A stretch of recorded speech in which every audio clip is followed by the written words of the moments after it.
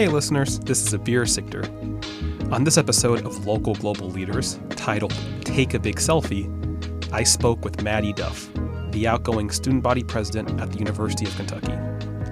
She's my first fellow Eastern Kentuckian guest, so I was really excited to talk to her about her roots and the work she does to empower her community back home in Eastern Kentucky and Appalachia at large. President Duff is one of the most positive and charismatic leaders I've met, and we had a really fun time on this episode talking about important causes that led her to run for student government. We also had a lot of fun talking about taking selfies and how she uses that to engage different voices, and even disciplining our dogs. Hope you enjoy listening. Greetings, everyone. This is Abir Sikder. I'm here on UK's beautiful campus with student body president Maddie Duff. Maddie, thank you so much for joining us on this episode. Thank you so much, Abir. I'm honored to be here, especially with a fellow Eastern Kentuckian. I love it. 606 represent. Yeah, I had the idea of I want to definitely interview the UK student body president to get a youth perspective. Then reading your bio, I was like, Eastern Kentucky. Then I saw Absolutely. I saw it correct. You're the first female Eastern Kentuckian student body president. Yes. So, that was really awesome to see. I grew up in Johnson County.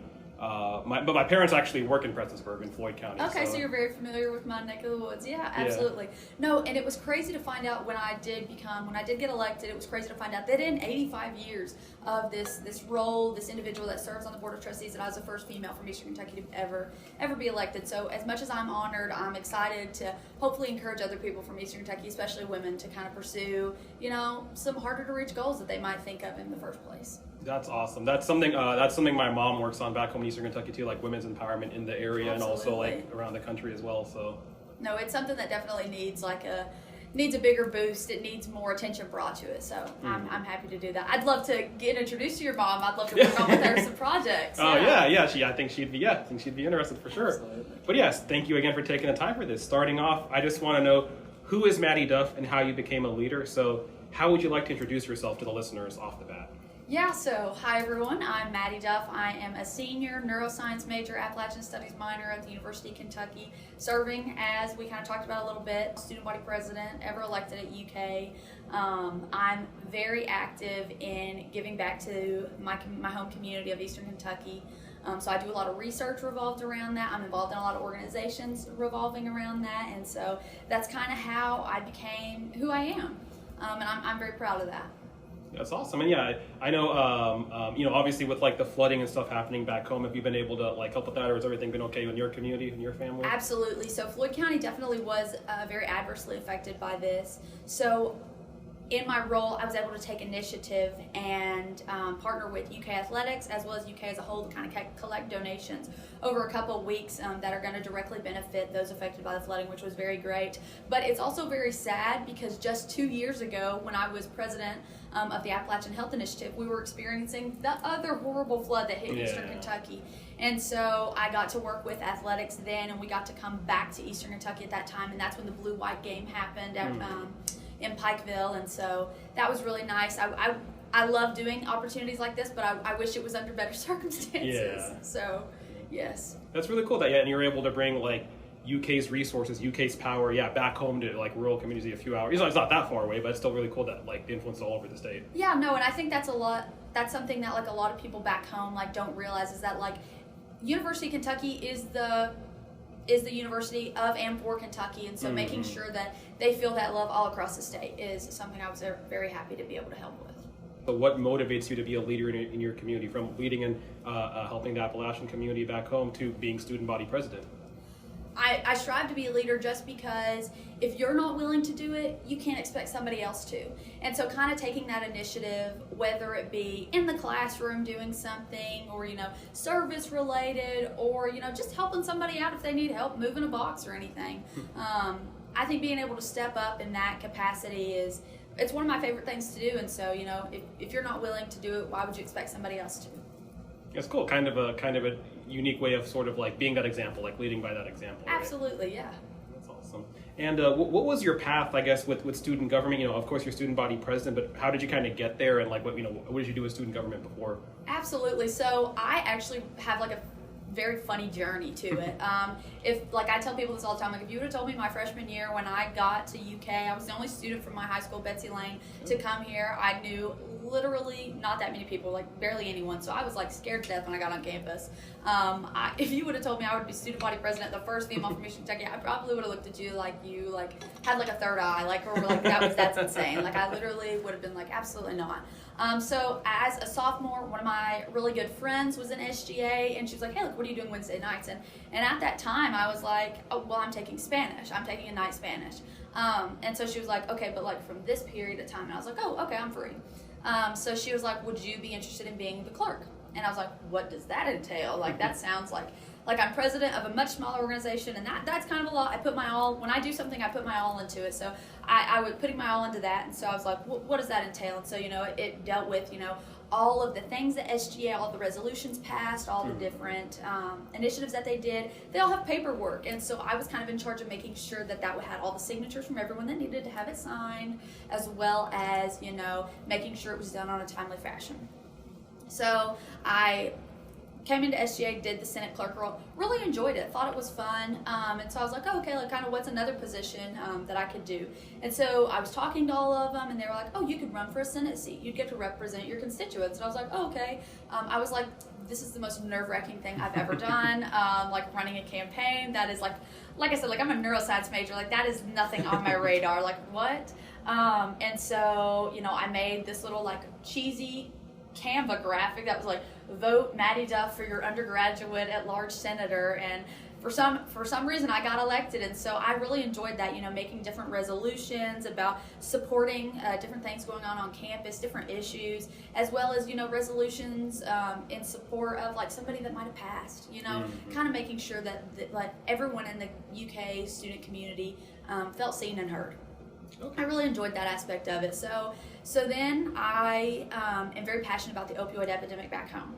So did a little bit of research on that when I first got here, and so I helped bring Narcan training onto campus through the Appalachian Health Initiative.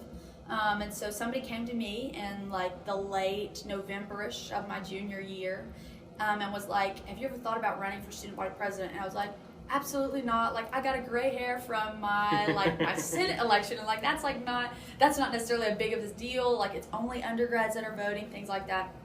So they were like, look, like you can do this Narcan, you can do all these things that you're passionate about on a bigger scale in SGA. And I never really thought about it that way. And I was like, oh, you're right, I could. So that's kind of when I was like, I don't know, maybe I should, maybe I shouldn't.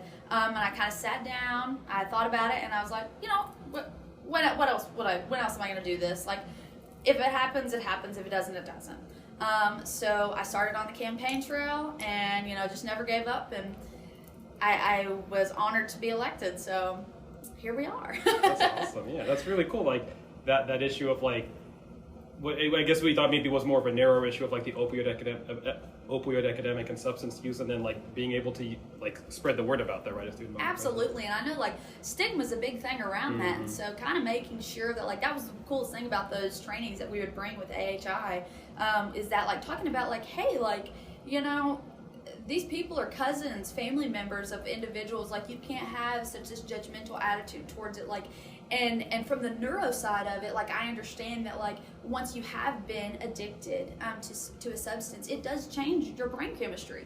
So it's not as easy as people think sometimes for them to like quit cold turkey. And so making sure that was something that we always discussed at those meetings too was huge, especially around Eastern Kentucky, how it was targeted with the Purdue Pharma opioids and such. So it kind of gave me like I love helping, and so it kind of gave me an avenue to do that. That's cool. And yeah, I think you have kind of a unique major you're doing of both neuroscience and Appalachian studies, right? Yes. Yeah, it's good to see. I don't think you always hear of like political science, econ, law, history people, them running for office, but like it's good to have more science people running. Absolutely. We have a totally different outlook on things, I think. I'm always like looking for like a rule or something. And so sometimes that comes in handy, and sometimes that's a little aggravating because there might not be a rule there. And so it's like, okay, what do? You kind of have to adapt. So.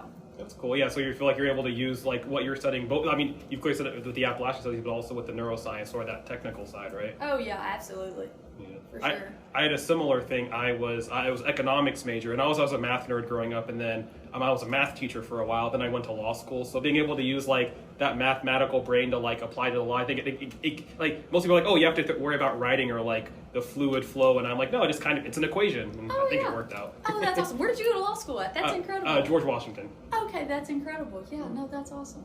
Yeah. But yeah, it's cool to have like sort of that technical side with leadership. It's really cool to hear that's been able to influence you, like even what you're studying in school is like able to guide your work. Absolutely, no. And I think always, especially when you get into the thick of a big project or something, kind of going back to like why you actually started it, like, you know, if it's not for like the right reasons, you know, it's way easy to get drained and burned out. But, you know, I think if you're always thinking about like, oh, why did you first do this? It's kind of easier to stay motivated throughout the process. Yeah, that makes sense. You know, you talked about sort of leadership roles you've had in college. What were some of your earlier leadership roles from like, you know, high school, middle school, or in the community before? Yeah, so I was always a big science nerd. So like I did all those science camps, different ones at like the East Kentucky Science Center, like throwing it way back, as well as like going to some of those like Entrepreneurial Leadership Institute camps. They were always very fun for me, and I loved every aspect of them, getting to meet new people, hear their stories. I think one of the bigger things though that kind of like projectiled me into going into leadership was I was the first student from Floyd County to be accepted into the Governor's School for Entrepreneurs program. Oh wow, okay. At GSE. So that I absolutely loved that program. I had so much fun with it. It was a little bit different than it is nowadays, just because it was the COVID era. Yeah. But it was fantastic. I absolutely enjoyed every minute of it. You know, getting to learn, kind of like thinking about it. And it's like an entrepreneur, so we had to have our own project, kind of go through the aspects of building it, promoting it, all these different realms that, you know, I can see how they fit into STEM, but they're not necessarily STEM related. So that was awesome, and I think that's kind of one of the bigger ones. I was always like volleyball, cheerleading, like captain. Always did, you know, STLP, academics, but I think GSE really helped me be like, oh, okay, like there are opportunities like outside of, you know, Floyd County and stuff that can make sure that you kind of get your foot in the water, get your toes in the water about leadership, not just in the classroom, but in other areas, like being an entrepreneur.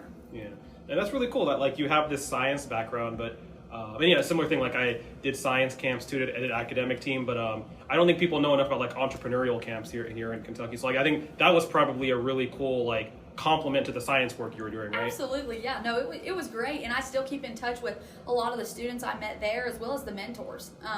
It was just a really great experience. I think it really helped to kind of see being a leader in different environments, that you don't have to just stick like to that narrow path that you were talking about earlier. It can kind of go ways a little bit different, and I think that kind of gives a good overview of how I kind of got to this point in college, like the different paths. That's cool. And yeah, so it's sort of like that, all those diverse perspectives I think is really cool. Like I think with academic team, like typically you'd have like the math science people and the English arts people, and then like same thing in school in general. I think sometimes our education system tries to like pigeonhole people into those, but you kind of like got that mix of different things.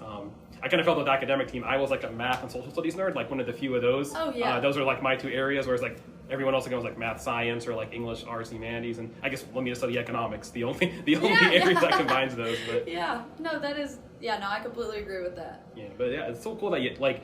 I think getting that exposure early on is really good for young people, and like, you know, I think it's worked out well for you, the leadership you have. Absolutely. Like I just went home last week, and I went and talked at a bunch of different high schools, and you know, one of the biggest things I tell them is they ask me like, okay, what do you think prepared you? And I was like, you know, go like leave Eastern Kentucky, go out to those camps, experience it, come back and bring that knowledge back with you. And so I think that is one of the best things that people can do, especially young students. That's really cool that you're motivating people to go back home. I felt that after going to law school in DC, it was during COVID as well, so I felt that calling to like really come back home. Partly, I'll admit, it was seeing Andy's press conferences every day. I'm like, you know what, I want to go back home and help with the work he's doing. So, it's good that you're encouraging people to do that, especially back home in Eastern Kentucky. Absolutely. No, I really thoroughly enjoyed it, getting to talk to all kinds of students. We even went and talked to some like middle school students, and they were kind of like, cool. Oh my goodness, like just like instilling it in them young. Like, you can go to Kentucky, you can go to UK. They've got all the resources for you to succeed here. Even if you don't want to go to UK, go to college, then come back. Kind of looking at those different majors.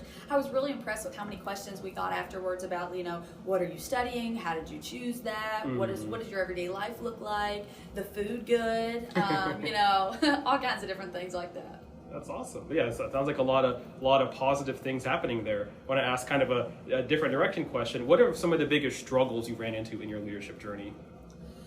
I think every leader goes through their own struggles. I don't think it would be leadership without it. I think some of the struggles that I have dealt with is when you become a leader, it is so easy to just get caught up in the moment.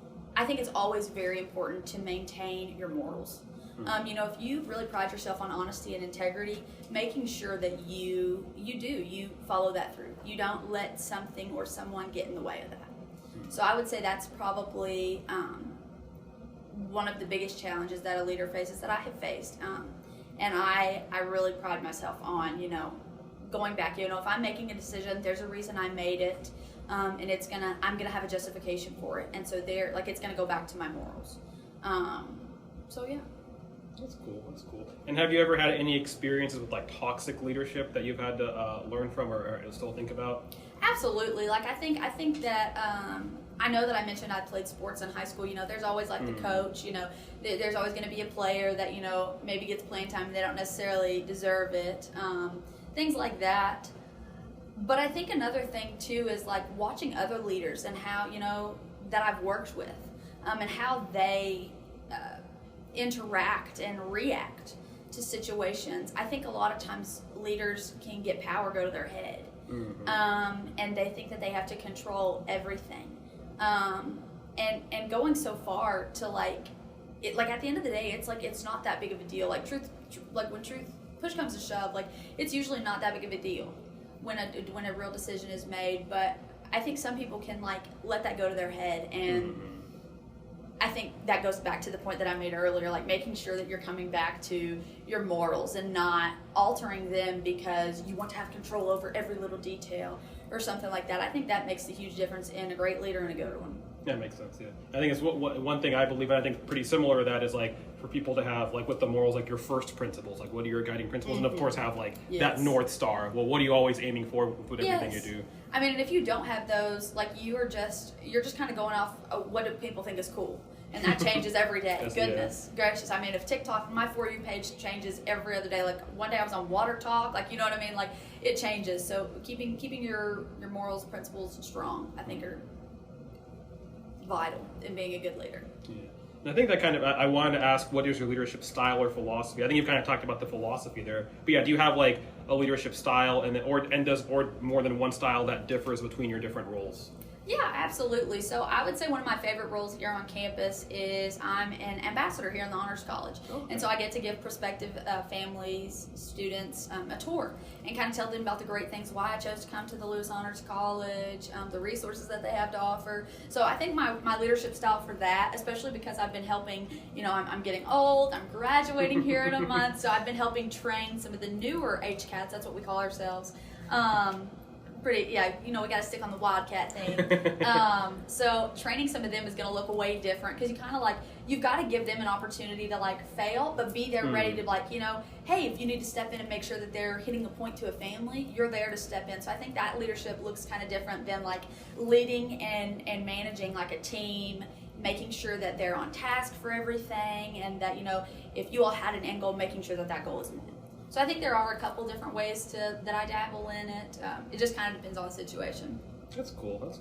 And then with your style and philosophy, how do you try to empower the people who work for you, kind of the people on your team, particularly in student government? Yeah, absolutely. I think one of the best things that you can do is be positive. I think there's so much power in that, being happy. If you come in and you already have a negative attitude about it, you're this is not going to work out. I think negativity, I always say negativity kills the creativity. Come in with that positive attitude. I remember thinking that in high school, I'm competitive. So when we would lose the volleyball game, that was just traumatizing for me. I was what in the world? Why did that happen? We can't have this.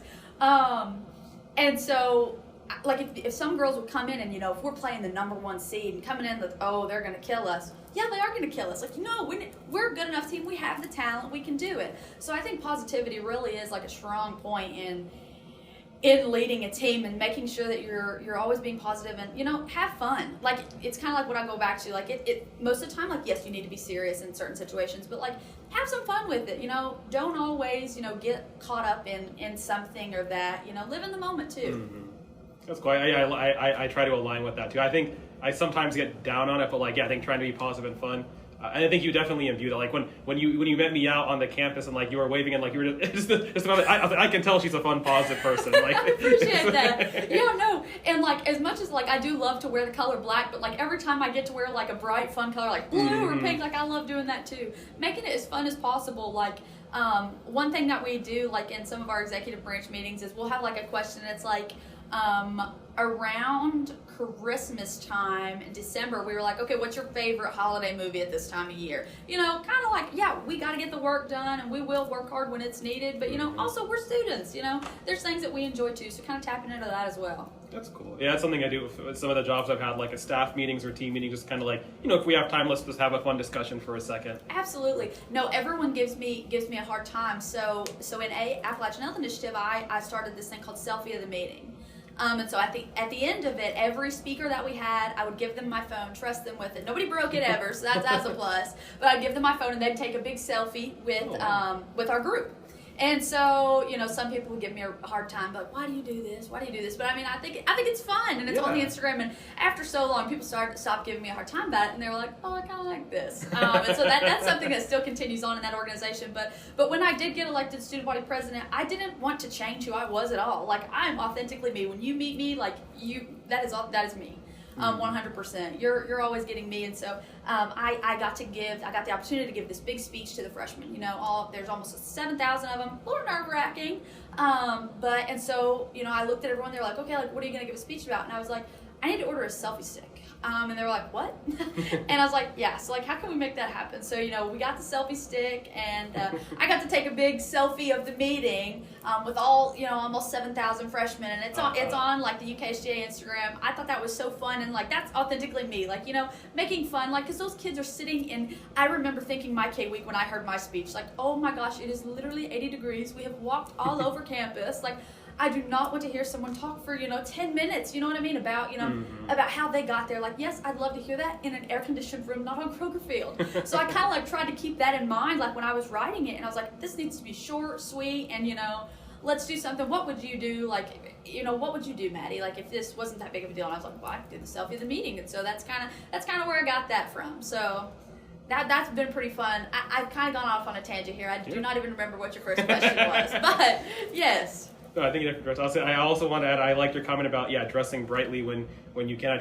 I'm just kind of dark today, but I like to also dress colorfully. Absolutely. Got my pink backpack. So. Oh no, that's iconic. Yeah, no, that's fabulous. So, but yeah, I think, and even those it sounds like even those kind of what may seem silly physical things, even expressing positivity through that and brightness through that, that's kind of part of your style too, right? Yes, and you don't know whose day you might have made. By being kind.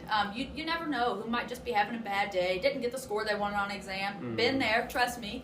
And just the, hey, how are you doing? In a in a good attitude. I think it means the world. That's cool. Wait, I know you talked about how you empower people on your team. How do you empower the UK student community overall? How do you try to get them in decision making and make sure their voices are heard? Yeah. I think giving everyone a seat at the table. I've always been that person, if you reach out to me, I'd be happy to meet with you. Let's talk about anything and everything. I think one of the biggest things that the UK student body struggles with is that, they do not know about all the resources that UK has. And so they will take that burden on themselves. And that's terrible. They should not have to do that at all. And I did the same thing. I didn't realize about all the resources UK has to offer. And so, one of the things that I have really worked on this year is, making sure that students do know. So we completely revamped our social media, our website, making it easier for students to understand. But another project we're working on, and I'm even working on UKPR so that I'm reaching the maximum amount of students that I can. And we're going around to every resource that UK has to offer, filming a clip of what they do, where you can find them, and it's going to be all over social media, UK's, UKSGA, all of the above. Because like students, and I think that's another big thing, is you've got to meet people where they're at. And a lot of students, a lot of people this age are on social media. So, handing out pamphlets at, tabling events, that's only going to go so far.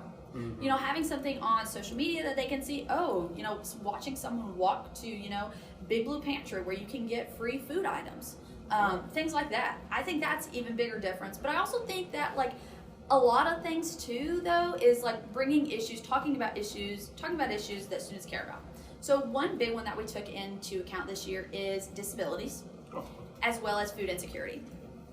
So for the food insecurity, we got to host a challenge with the University of Tennessee. Because if there is anything that the students will rally behind, it's beating Tennessee. So we called this challenge Can the Balls. And so we got to partner with all kinds of on-campus partners, transportation, lovely. And we got to collect donations to give to Big Blue Pantry. And so students can utilize that as, to get, free personal care items as well as food. You shouldn't have to stress about that. You shouldn't have to stress about eating. You're a student, be a student. And so I think that's one of those resources that a lot of students didn't know where it was, didn't even know it existed. We went to DC a couple of weeks ago, and they were talking about what have you done this year, all that, and I explained, and she was like, I graduated a year ago, and I had no idea that existed. And I was like, see, point blank period, that's why we got to do this, so I got to follow through with it. So was really excited. We got 6,500 and 500 and some donations though, directly to benefit, which is more than they've ever gotten before. So I was very happy to do that. Another thing is we're doing a disability kind of audit right now to kind of see in the areas that that they might not know about. So we have a disability resource center here. They're phenomenal. But if you don't know how to access them or use them or what resources they even have, you're not going to utilize it. And I think that's just an untapped resource that a lot of people don't know about. I mean, they can test for dyslexia. And I think that's a big problem. Especially in Eastern Kentucky, if you haven't had a teacher, come to you and be like, hey, I think we need to figure this out, get this tested, you're not going to have had that tested.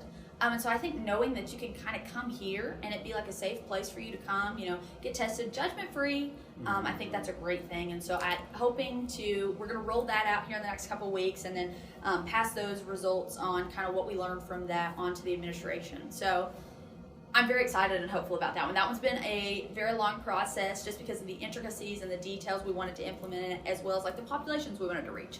But making sure that everyone involved is protected, I think was huge too, which I think is kind of going back to that holistic approach of being a neuroscience major and doing that. So I do research, and so I know that if you want to talk to a minority population or something, I do a lot of research on Appalachians.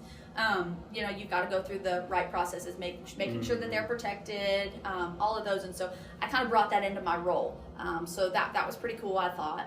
I was like, oh no, I know how to submit the IRB and all these different things. We're going to do it the right way. We're going to do it. We're going to go forward, and everyone's going to be taken care of. Even if it takes a little extra longer, I'm okay with that. We're going to make sure we do it the right way. That's awesome. And also, yeah, I say personally, I appreciate all that work you're doing in disability. That's been a big focus area for me in the past, disability policies. So absolutely. It's really important. And I was going to ask, how do you bring the neuroscience degree into that? But you already answered that. That's so cool that you went there with that. That's so and cool. a lot of people are like, what? And so I'm like, yeah, I had to do that. I was a part of another program here at UK Spark, and they're phenomenal. Anyone that's listening that's interested in research, one kind of wants to dip their toes in the water, they should do it for sure. Students participating as ambassadors for research in Kentucky. We love our acronyms. It's a mouthful. But I started in that program. We had to take a class on how to submit the IRB, the importance of it. And so when I came into this role, I was like, oh, let me tell y'all the importance of IRB and how we can do it, and what process we need to use for this, and things like that. So I have what I call my 3 M's of leadership: motivator, manager, and mentor. So being an effective motivator, being a competent manager, but also being a supportive mentor. Absolutely. How do you kind of like see those three roles? Like, do you see them as three separate things or three things that tie together? And like, how do you kind of implement them in your roles? Yeah, no, I love that. That's great. The three M's. You did fabulous with that, actually. So I think that they're all important parts of being a great leader, for sure. I think they kind of can have room to grow on their own, though, in their own capacity. So I think the last M, mentor, right? Mm-hmm. Mentor. Okay, so that's probably one of my favorite ones. I love meeting new students. And so one of the initiatives in SGA is the Leadership Development Program. And so I have 2 new mentees, and so I got to meet with one of them a couple weeks ago and, just talk to her about her experience at UK. She's an out-of-state student. Kind of how she transitioned, she kind of had that similar feeling as I did, as, oh, I'm the only kid from my high school to be here, but I know a couple kids from my surrounding area. I think being a mentor is probably one of my favorite parts of being a leader, just because you get to show them that, like, hey, if you can put your mind to something, you can do it.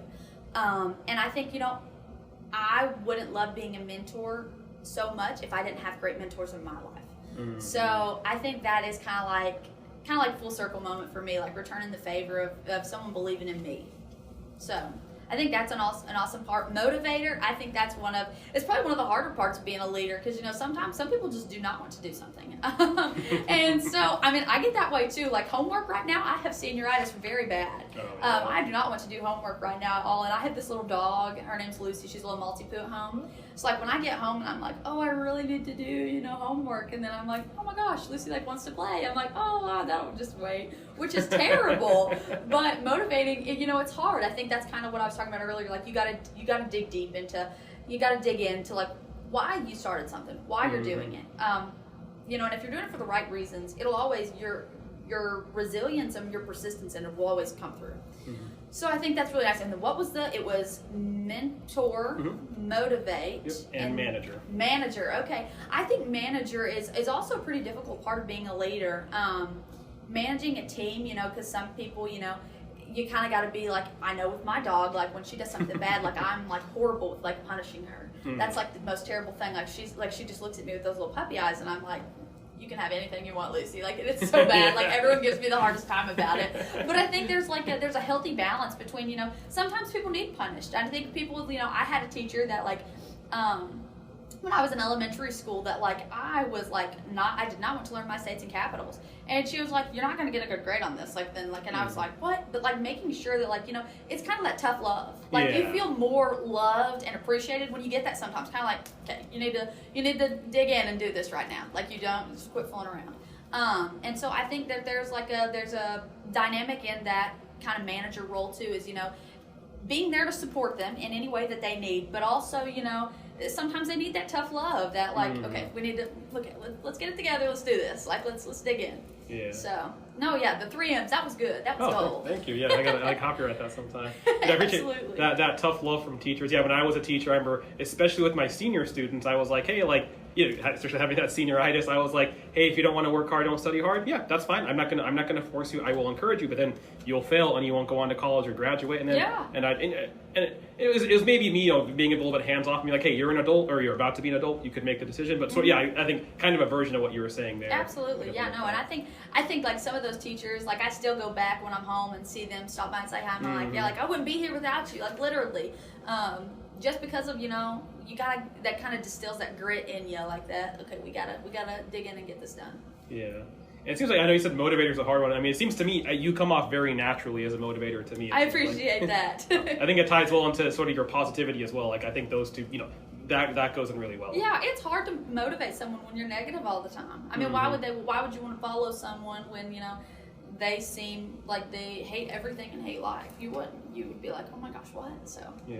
And I also agree. I think, mentorship is also of the 3 M's. That one's my personal favorite, is making that personal relationship with someone. Absolutely. And like always trying to make a mentor relationship a two-way street, whether I'm like the mentor or the mentee, to be like, hey, I can learn from you, or hey, can I offer something that can guide you as well? So. Absolutely. No, like everyone I've met, like they'll come up and ask me like, hey, like, can I ask you about classes? Can I ask you about how you got involved in research or organizations or anything? And I'm like, absolutely. So yes, like I give them my phone number. So if anyone's listening and they want to connect with me, you feel free to reach out. I'd love to. Absolutely. That's cool. That's really, I think, especially as the top leader of the student body, being that open and welcoming to people, even if you don't know them. I think that's really great. Absolutely. No, I love meeting too many people. No, and that's a bad thing though. That I will say is we'll get talking and we won't stop. I'm a yapper.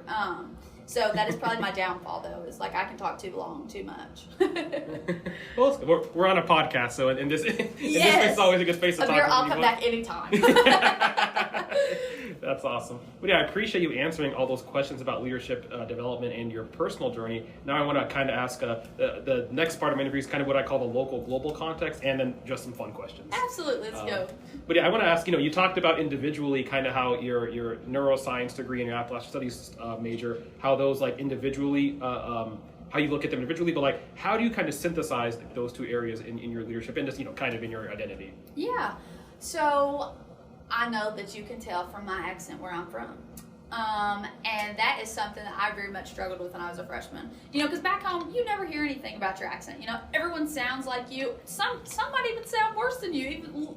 Everyone calls oh, Maddie, you sound like cornbread. Some people back home may sound more like cornbread. And so when I got to UK, I really struggled with that. I'd meet students from, central Kentucky, northern Kentucky, western Kentucky, and they'd give me the hardest time about my accent. How do you say that again? You said Pikeville or Pikeville? And so I really struggled with that my freshman year. I'd never, you'd never have someone make fun of your accent back home. So I really struggled with kind of being ashamed of being from eastern Kentucky, versus being proud of it. And growing up, I loved growing up in eastern Kentucky. It was always a blast, things like that. But I really struggled with that my freshman year. And so I got to meet someone that was an Appalachian Studies minor as well. And he was I think you should take a class. Just try it, see if you like it. You can add it if you want. You can get a UK core anyways if you don't. And so I was okay, I'll try it.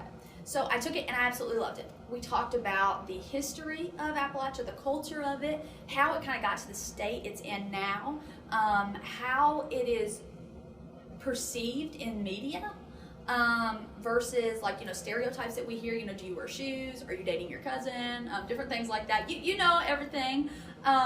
It kind of addresses all of those. And I was oh my goodness, I don't know, it just kind of clicked everything for me. As much fun as I had it on my neuroscience classes, I was having a different kind of fun in that class, because I was I should never be ashamed of where I came from. It made me who I am today. Some people aren't as lucky to be able to go to their grandparents' house and go get cornbread and soup beans, and so that's a part of that culture that we come from. And so it kind of distilled a pride in me. I wasn't ashamed of my accent anymore. I was more yeah, jealous you don't got one.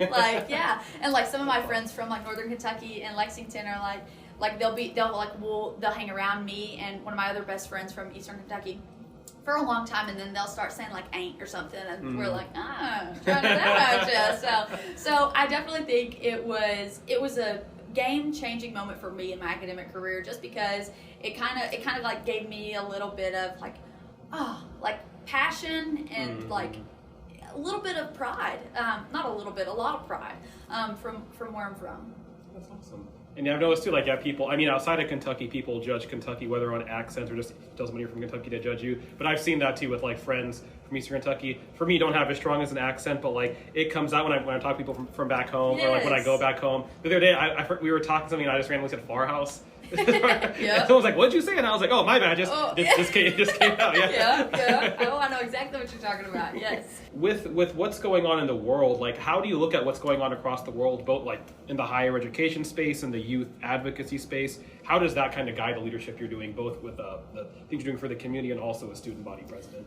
I think that positivity is the perfect place for that to come in, because a lot of people are scared. A lot of people, the uncertainty going on in the world, the state, everywhere, and just kind of being there to support them in any way that kind of looks like, whether it be policies, looking at different things like that, whether it be research, whether it be, course content, anything like that, in your college classes. I think it is very important to kind of think about, okay, there's some room for improvement. How can we do that? What's the best way to do that, but also the most effective? And I think that's something that a lot of people might not think about, is what's the most effective way to get to our end goal. And that's not easy to do, because effective, it might be the most effective, but it sure probably is not the easiest. Yeah. And so kind of how do you balance those two things, I would say, is probably one of the biggest parts in the role I'm in, but also just thinking about it like as a person. Yeah. I think you've demonstrated, you're a very, very successful, very effective local leader and a regional leader and a state leader. How do you kind of try to be a global leader in your role as well? Yeah, so I think one of the best things that I got to do recently is I helped found the board of SEC student body presidents. So there's a Kentucky board of student body presidents, and so we meet monthly and we talk about different issues and how our student bodies are handling it, what the students are wanting, what's kind of going on, and it's great. But I think that UK is an R1 institution. Louisville is as well, and I've worked very heavily with their student body president. But I think that there is something about the SEC that's different. We've got the sports teams.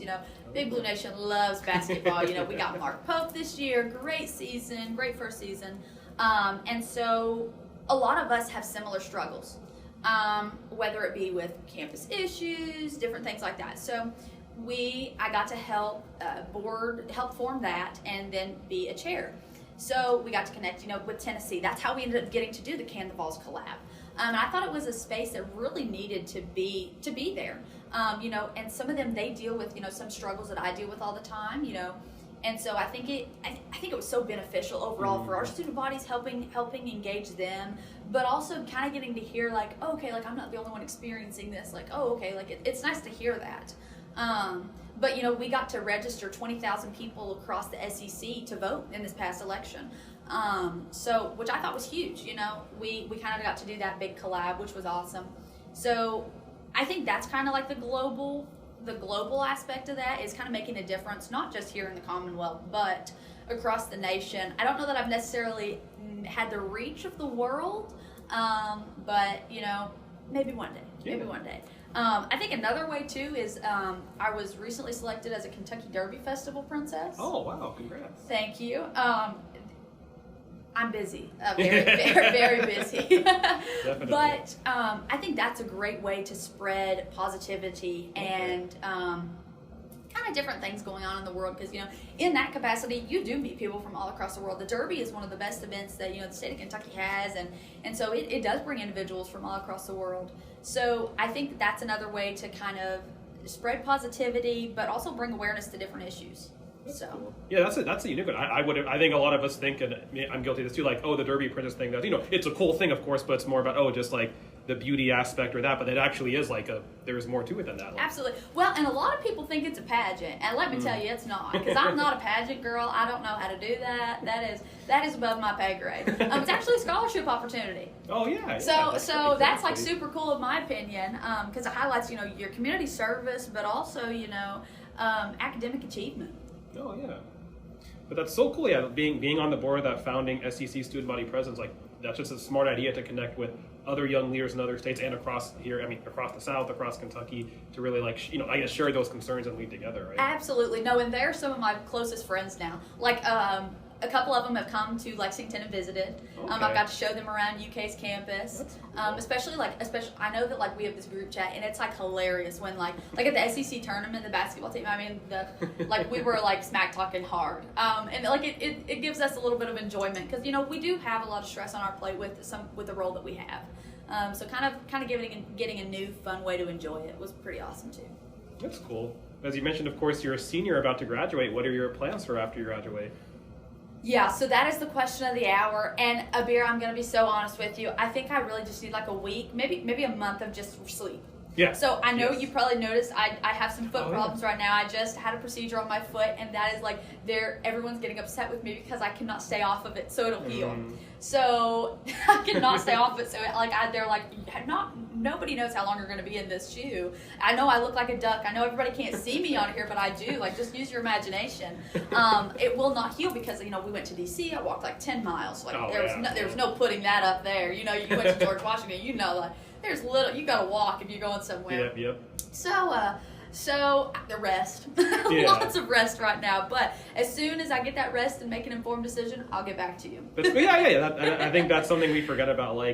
especially with everything you're doing, I'm guilty of this too in the past and still now, like, so active trying to be a leader in your community, but you need to take that time for yourselves. Absolutely. Take that time, rest that time with your pup for as well. Oh yes, I'm sure she's excited. Yeah, but definitely, and I've heard people say, rest is recovery, rest is resistance, like, rest is empowering too. So. Absolutely, no, and I feel like we put so much pressure on ourselves sometimes, but like leaders need rest too. You can't be 10, 10, 10, 10, 10 all the time. You got to have those moments to kind of take back, reflect on what's happened, what's gone on, and then kind of go forward so you can kind of keep on that grind, keep powering through. Yeah. I think that's a really great message. This episode will air in May during Mental Health Month. Really great message for Mental Health Month right there. Absolutely. Prioritize yourself. If something's getting to be a little too much, take some time off. There's nothing wrong with that at all. Absolutely nothing wrong with that at all. We would rather have you take some time, kind of take a little breather, take a break, and then come back and be happy, full force, and continuing the great work that you're doing. Yeah, I think, and I would say, I know you're going to take a week. Like, I think feel free to take that rest for a while. I actually, after college, I taught for 3 years in Memphis, and then I just kind of took a year off. I did some part-time work, did some tutoring, and I wanted to get ready for law school, so I studied for the LSAT that year, but like, I was kind of like, okay, like I spent most of my days just chilling with my dogs. Yeah. And I was kind of with my partner at the time. I was kind of like the stay-at-home spouse, I guess. I'll stay at home, I'll do the cleaning, I'll do the cooking, and I'll take care of the dogs. So, but that was a great year for me. Absolutely.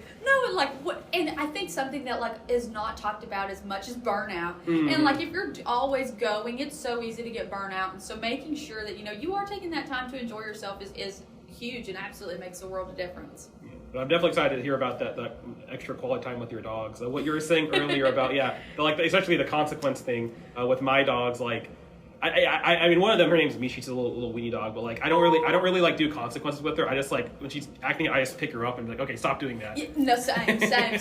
And my boyfriend, he'll get so upset with me, she'll do something bad, and I'll be like, oh, she didn't mean to. It's okay. I'll fix it. Whatever she does, and he gets tore up with me. He's like, stop. That's why she keeps doing it. And I was like, she can do literally no wrong in my eyes. It's actually bad. So full force honesty on that one, that I probably should punish Lucy a little bit more, but I just can't. She's so cute. Yeah, I know, and it's like, what? No, and then I'll get on TikTok or Instagram and see a reel, and it's they're only there for a part of your life, but you're there for the whole time. And I'm like, Lucy, whatever you want. You want to go get a pup cup, sister? Let's go. She's spoiled rotten.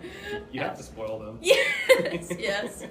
Yeah, I was and I think too, whenever I try to give a consequence, it'll be me doing it for a few seconds, and I'll be like, oh, you're in trouble, and I'll start playing with them and kissing them, and I'm they probably get confused because whenever my consequences and my celebrations for them are the same thing, so they're probably like, wait, am I in trouble? Yes. Oh no, that's totally me. I'm like, oh, Luce. Yeah, no, it's really a problem. Yeah. I'm glad I'm not in the same. I'm glad we're in the same boat though. That's great. But you talked a little bit about this earlier, but what advice do you have for whether for individuals, for organizations, or even for movements who want to kind of put Kentucky out there to show the country and also show the world what Kentucky has to offer, especially Eastern Kentucky back home? Absolutely. Well, kind of going off about the opportunity first, I would say one saying that I love is, take the risk or lose the chance. And so kind of thinking about that in everything that you do. Like a friend called me up earlier and was like, hey, what are you doing tonight? And why my foot won't heal back again. They were like, hey, do you want to go somewhere and hang out? We've not hang out in a while. And I was like, oh my gosh, I do have a couple hours here. Let's do it. We're about to graduate. We're seniors. So absolutely, let's do it. I think take the risk or lose a chance. I was scared to death to run for student body president, but if I wouldn't have done it, I wouldn't be here right now. So I think that's a very powerful message too, is, even if you're scared to death that something might go wrong, it's all right if it does. You're going to learn something from it, and you're going to get better. You're going to grow from it. I think for Eastern Kentucky specifically, there's nobody else I've seen be as resilient as the people of Eastern Kentucky have been. They've been hit with tragedy after tragedy, especially Floyd County specifically. And so I think that's one thing that everybody can learn from them is resilience. And I'm proud to be from there. And if anybody ever wants to talk about it, I'd be happy to talk about it with them. It's kind of like a TED Talk of mine. I'll go off about or Dairy Cheer. I miss their court-sized chairs, Sierra Miss. Those are great. So. I don't think I've been to Dairy. Yeah, I've been to Dairy Cheer in years. It's been so long. Oh, it's so good. Yes.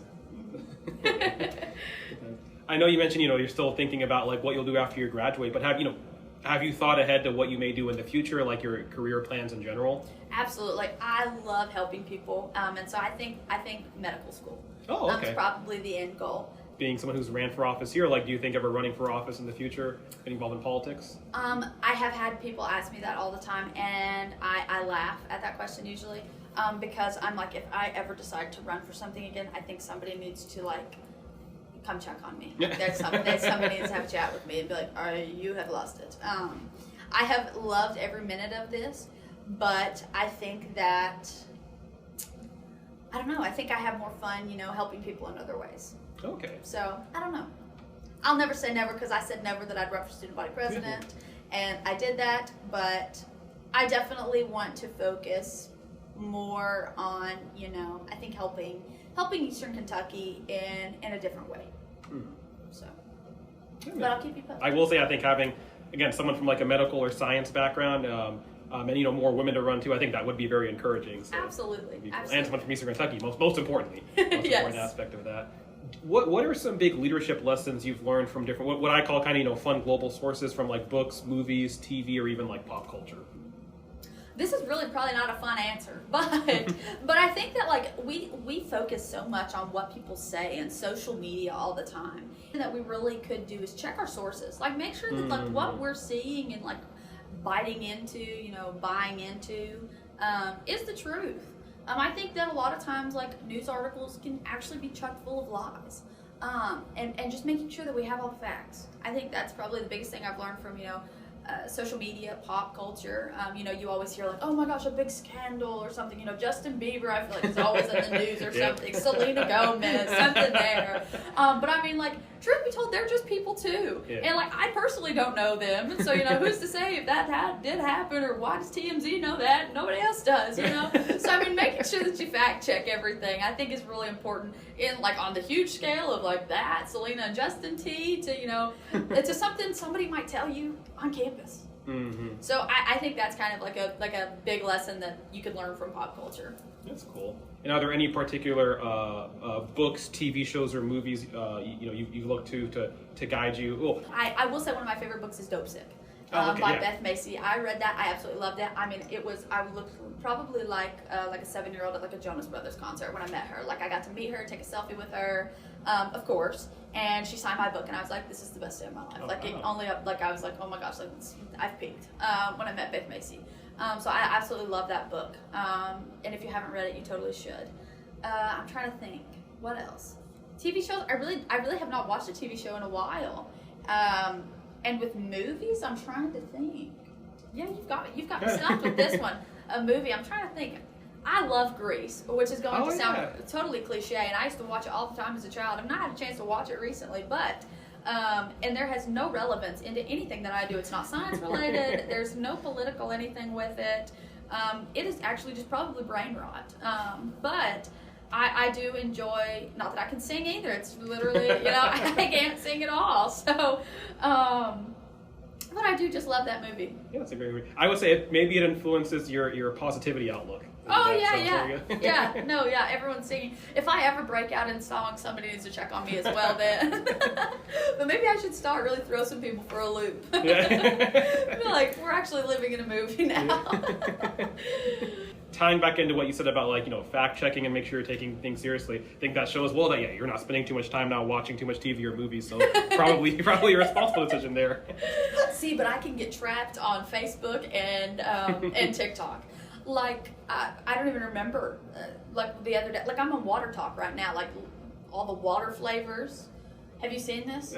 No. Oh my gosh! Like, there's like all these mixes you can order. Oh, okay. And it's wild. Like, I don't even know. I don't know that I need to know this much about water, or like how you can find these mixes, and like if you combine like 4 flavors. Like, So like, yeah.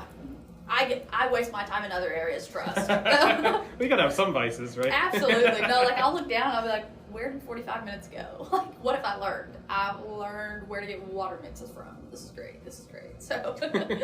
Yeah, TikTok can be. I remember I was once on a plane for work, just happened to be sitting behind a colleague, and the whole 2-hour flight, they were just scrolling TikTok for 2 hours. I kept looking up, like, are they still doing that? Like, it's kept scrolling. It's like doom scrolling is literally real. It's such a thing. Like, I mean, yeah. And people try to say it's an issue with young people. This person I'll say was older than me. So like I was like, I can't believe you're just doing that for 2 hours. No, like I'll go, like I have little cousins and I'm like telling like my aunts and uncles, like and all my like relatives, I'm like, no, like they do not need an iPad right now. They do not need a phone. Like let them enjoy being a kid. Like I mean, it's incredible. It's kind of scary too, though. I mean, kids like I know the meme around like iPad kid, but I mean it's real. Like kids will just sit there and just watch it, and I mean if you take it from them, they cry. Yeah. Like I was always like playing in the dirt, you know, in the creek or something. You know, back home doing something at the pool, you know, and kids are like, I have to have my phone and my iPad, and I think they need to get outside. Yeah. It's good to show them. And kind of my last question: who would you say are your most important leadership role models? Whether we'll start with any like people in real life, but also fictional people you may look up to. Or figures. I would say one of the most inspiring people to me is my mom, which I know is a pretty cliche answer, but she is an icon. She is an attorney, but she went back to law school later in life, which is not an easy thing to do.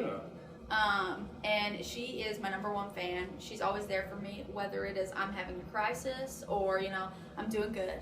And she's so consistent, she's so kind, and she's so positive, which I think is kind of one of the ways that I kind of am the way I am. So I'm very thankful for her. So she would definitely be my mentor of mine. I would say another person that was really influential on my life, his name was Dr. Douglas Scutchfield. He is from Floyd County, and he founded the College of Public Health here at UK. Oh, wow. Which is like crazy to think about. I know. So So I had him in class, and this is a funny story. And so, once again, I was a freshman. I knew no one. I was scared to death. I was tired of getting made fun of for my accent. And I go into his class. It's a very small class. And I'm not a public health major. Like, he made us walk to this building. This is like, it's supposed to be an honors class. Like, I was kind of a little bit aggravated, truth be told. I was like, why are we walking like an extra 10 minutes to this college? Like, what? And so I get in there, and I'm like, I'm not going to draw attention to myself. Like, he's not going to call on me. And so I was wrong. I mean, we sit down. It's the first day of class. And he's like, all right, you. Go write a word on the board that kind of explains how you are feeling about this class. And it was an Appalachian health class. It was one of the ones for my newly added minor. And so he's like, and then tell me your name and where you're from. So I stand up, and I'm like, I'm Maddie Duff. I'm from Prestonsburg, Kentucky, and I'm intrigued in this class. So I go and write the word intrigued on the board. Once I said all that, he starts dying laughing. And I mean, I know nothing about this man. And I mean, I'm like, I am in honors class, I'm an honors student, and I have totally spelled the word intrigued wrong. And I was like, this is the most embarrassing day of my life. Like, I'm never going to speak again in this class. I might actually find a way to drop it. Oh. And so he comes to me after class, and he's like, you said you're from Prestonsburg. And he's like, where'd you go to high school? And I was like, well, I went to Bethlehem. I'm from the Pikeville area. Like, you heard of Pikeville. Like, you probably know where that's at. He was like, I'm from Willride. And I was like, oh my goodness, no way. And I was like, well, and I started giving him a hard time about it.